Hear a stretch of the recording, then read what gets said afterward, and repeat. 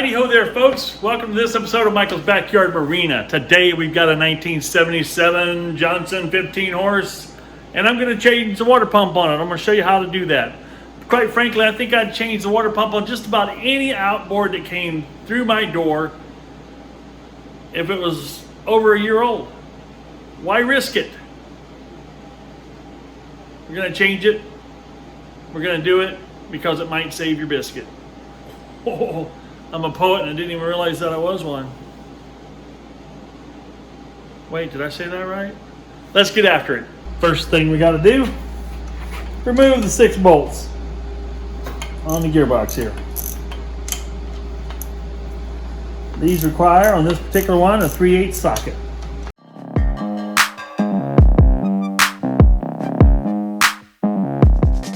Next order of business, there's a little 3/8.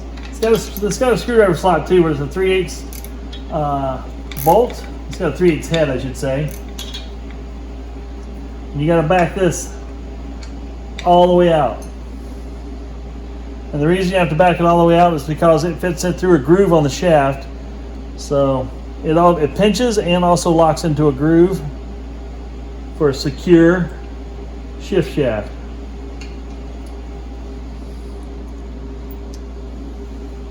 And that's what that looks like. Set that to the side.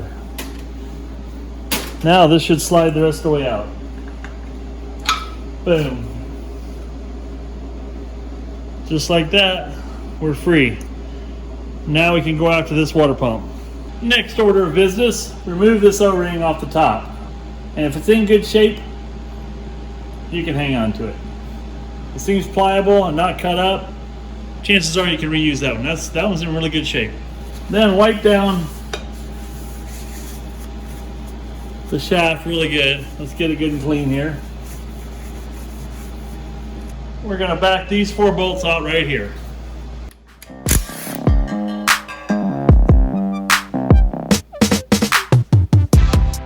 Take note, there's a little O-ring up here too. That's actually a seal in itself.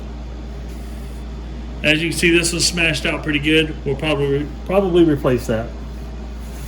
Now we can lift the pump off, or the pump housing off, and take a look inside. Here's your little key here. It's a little round key. It sits right in that flat. Don't lose it. There's also a plate here we can lift off.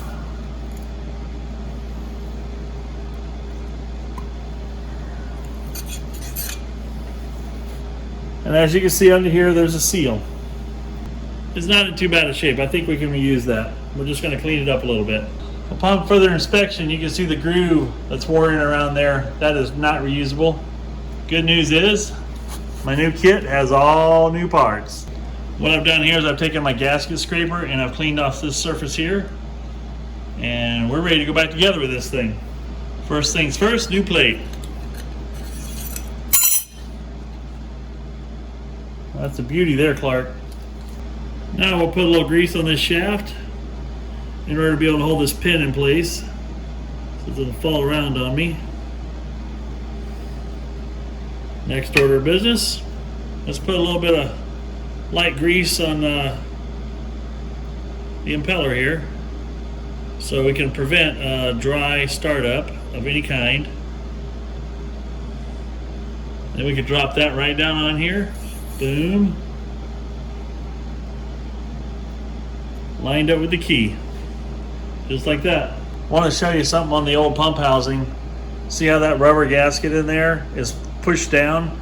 That did not feed into the water tube properly and it got scrunched and pushed down like that. It's lucky it didn't kink it over so much that it plugged the water and restricted flow and caused the engine to overheat. So good news is we got all new components for this.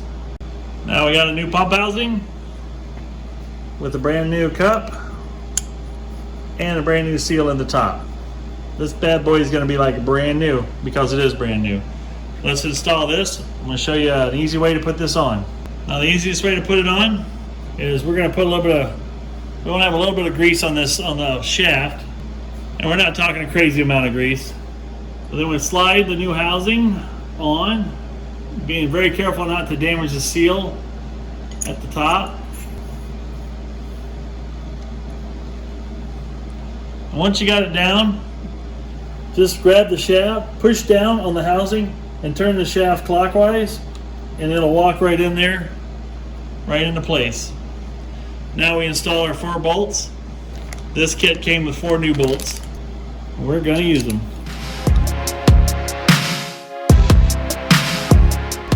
Now we're going to install our water pickup tube rubber grommet. And it's nice, you can put a little grease on there to make that thing slide down in there a little easier. And make sure you get the little ears that are sticking out into the holes so this thing doesn't do what the other one did.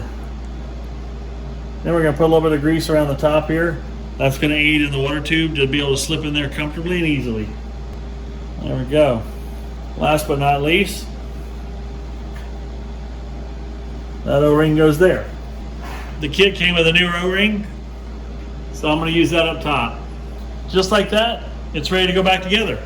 Now I'm going to coat this upper spline in grease, and then we're ready to install this back on the outboard. Now I'm going to show you another reason why you replace these impellers regularly. Look at that one I pulled out of there. It was about ready to break off. Even though you looked at it inside the housing, it probably looked kind of like that looks okay, but when I pulled it out, that one was about ready to fall off. And what can happen, that goes up in your tube, that can plug up your water line, and next thing you know, you're overheating and you might have destroyed your motor or ruined your fishing day or any or all of the above. So you can see it underneath here. That looks like the worst one. But you can tell they're dried out. That one's starting to crack a little bit underneath there. Same with that one. So that's why you replace these things. And quite frankly, you should do it annually. This one probably would have been pumping water just fine, but it was waiting to fail. It's such an inexpensive and easy do-it-yourself process. Why would you risk it? Why? Okay, let's go ahead and install this back on the outboard. To install it, it's just the reverse. Make sure you put the bolt in from the correct side here, and you can't put it in until the shaft's in there. And make sure you go in from the non-threaded side. I have seen them come in where they're threaded in from the back side. It does nothing for it. This is supposed to go through, lock into the groove on the shaft, and there's a little groove way down here. It's supposed to lock, that bolt goes along that groove, and then this also pinches once it's tight. So do it right, or don't do it at all.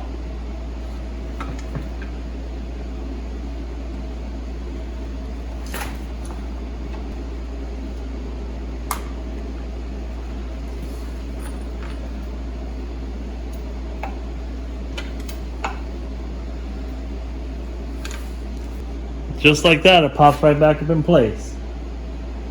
Reinstall your 6 bolts.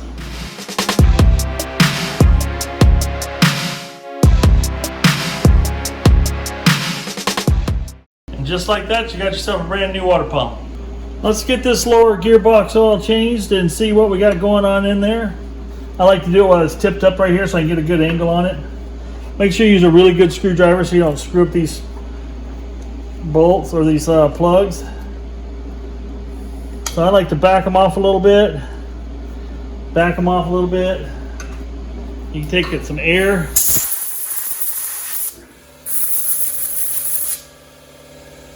Now that you got them loose and you're in the down position, go ahead and pull the plug out. And what we're watching for here is for any water to come out. Like that. It might be black and it might not be the prettiest oil, but the nice part is there is no water. What that means is when we change the water pump, all we got to worry about is changing the water pump. We know we don't have any bad seals in the gearbox. So now we're gonna let that old heavy, thick gear oil drain. Then we'll pump it back full of new AMSOIL gear oil. Well, if you've just met me, I'm going to tell you that I always use marine and AMSOIL synthetic marine gear lube in all my gearboxes and my out drives on my IO boats, because my opinion, and this is my opinion, it's the best on the market. The cool part about it, I've said it before, it can have 10% emulsification of water in the gearbox and still maintain its lubricity. So now we're going to pump this back full of some fresh, clear lube. And you pump it till it comes out the top hole.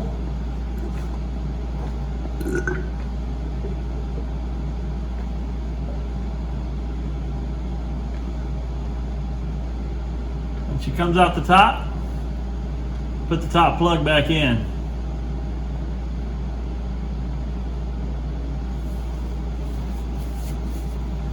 And I like to go ahead and secure the top plug before I install the bottom. That way it minimizes loss when I pull this out to put the bottom plug in. You lose virtually nothing. Then we secure the bottom plug.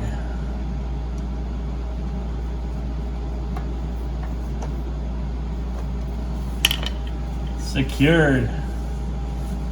Wipe up any of your excess oil. That job is complete. Last but not least, the one thing you want to service while you're down here messing with the gearbox is you want to go ahead and pull your prop off, because the good news is your seals are good because you didn't have any water in your gearbox oil.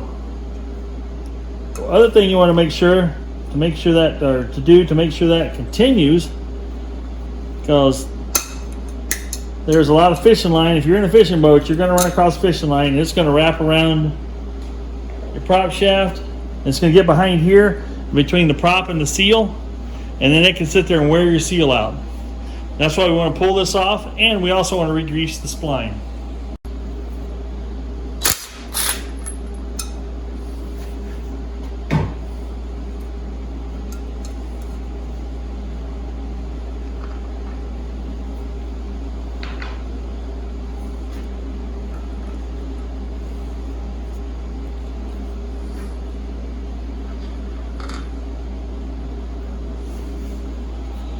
Well, we got lots of good news there. Absolutely no fishing line around that shaft. So with that being, the shaft's pretty clean, so I'm going to go ahead and re-grease it. Just load it up. It ain't going to hurt a thing. One thing I don't like is look at that big old garth that got taken out of. This thing has been beat to tarnation. That took a lot of hits. Well, as luck would have it, I had another 9.5 by 10 pitch prop, because the one I replaced on my 15 horse, I replaced it with a stainless prop, and I hung on to the original prop because it really wasn't too beat up. It was in pretty good shape for the age, so I hung on to it. This bad boy gets here, it gets a pretty nice looking prop. So reinstall it, cotter pin back in. Now, the bottom of this has been completely serviced. Well, folks, that's all there is to servicing the gearbox on your Johnson 1977 Johnson 15 horse outboard. A lot of these Johnsons are very similar to what you saw here. Don't be afraid to dive in. Parts are usually readily available for these, even for the 1977s. It's a fun one to work on. It's easy to work on. It's easy to service, and they last a long, long time. I had fun doing this. As you saw here, this got to complete the gear, got the gear lube change, got a new water pump. Fortunately, I had a really good prop laying around, so it got a new prop, and they got the prop shaft greased and made sure there's no fishing line back there. This bottom end is ready to hit the water and go, go, go. So anyway, folks, hope you enjoyed it. I hope you found it informative and helpful. This is Michael, and I'm out.